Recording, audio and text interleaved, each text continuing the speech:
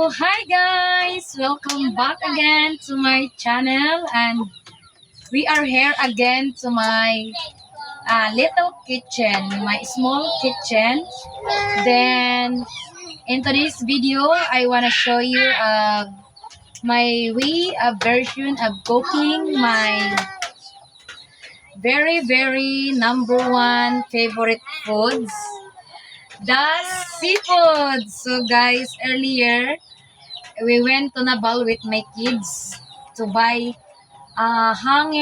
clip hanger and my slipper, because that's what I told you yesterday, that my slipper is broke, so that I need to buy new. So right now I have new one. Then I decided to buy 1/2 kilo only of shrimp, because I really love seafoods. So that I buy 1/2 kilo only, because seafoods here guys is very expensive. 1 kilo is 400 pesos. How can I have 400 pesos when I want to eat seafoods? So that this day I have a little bit extra money, so I decided to buy 1/2 only. So first, I want to show you the ingredients. This is my own version, guys. The main ingredients, the shrimp, the sweet corn, the garlic and onion, the butter. This is never gone when you cook seafoods. You cannot you cannot forget to buy to put butter. Then paprika powder, oyster sauce,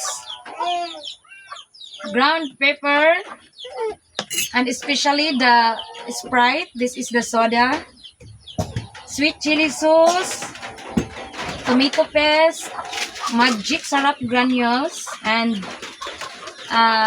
calamansi, small lemon.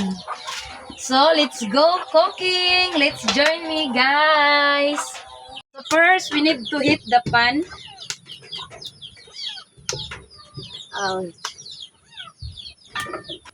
And put some firewood.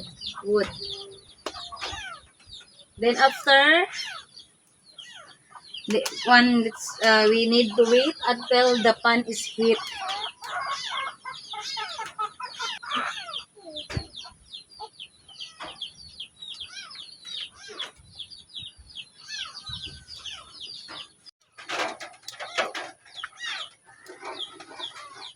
We need to melt the butter. Then after the butter is already melted, so I put the garlic and onion. It's very smoky, guys. Everyone can relate this kind of way of cooking, the firewood, using firewood.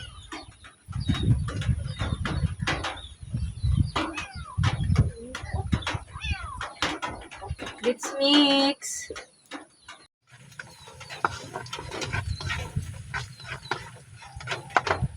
The next is the tomato paste, for the one to have a beautiful color, to make colored.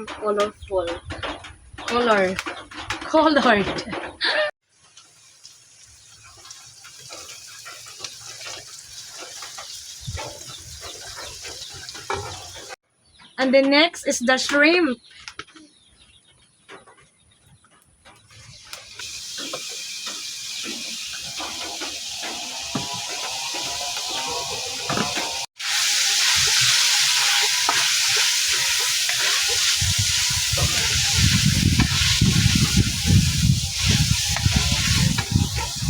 Then after the shrimp is the pepper powder.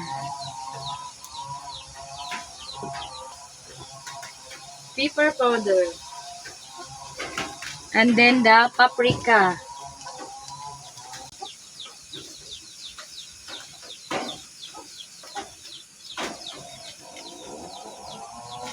and then the oyster sauce.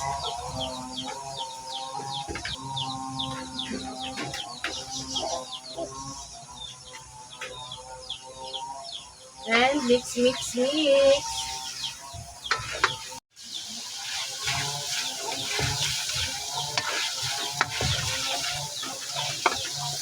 And the next is the sweet chili sauce.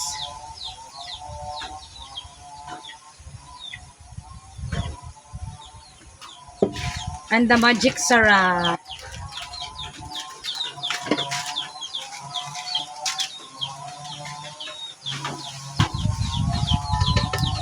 And especially the Sprite, the soda.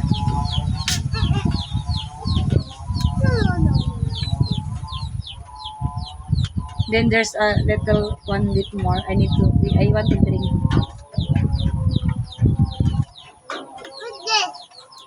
Sprite. So we need to wait until it's cooked. And especially you never forget the calamansi. The lemon. I don't have lemon, so that I use calamansi. And then the corn. This corn, guys, is already cooked because before, when I was not started cooking, I cooked this one.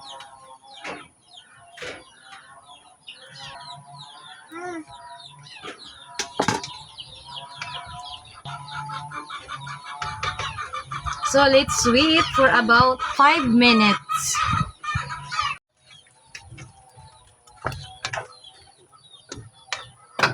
So guys, let's go on. I will try it. I will try the taste.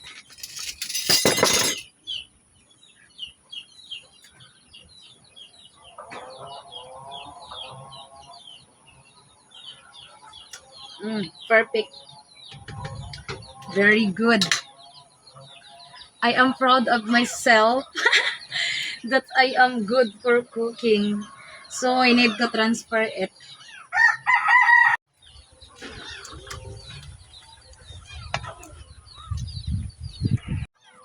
So I will transfer.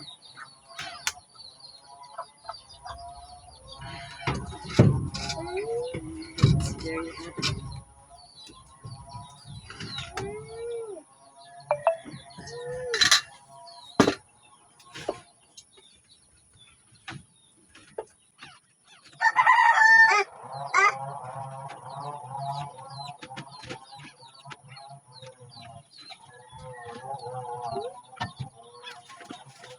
So guys, this is the perfect for me lang ha, for me only. The butter shrimp. This is the final result. Look guys. You know guys, this is my number one favorite. Any kind of seafoods, basta seafoods is my favorite. So hopefully guys, you enjoy watching my video, and for those who willing to support my cooking blog guys, you can send your support through my PayPal char, and so that I will buy more ingredients to make video cooking content. Don't forget to like and leave comment. A buttered shrimp with corn, with sweet corn.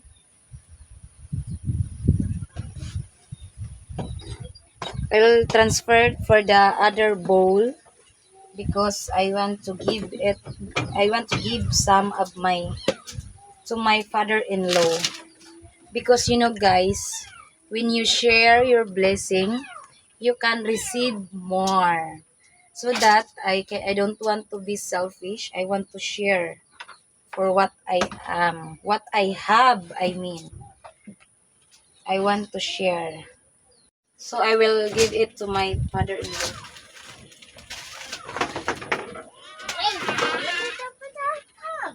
Ay, ah.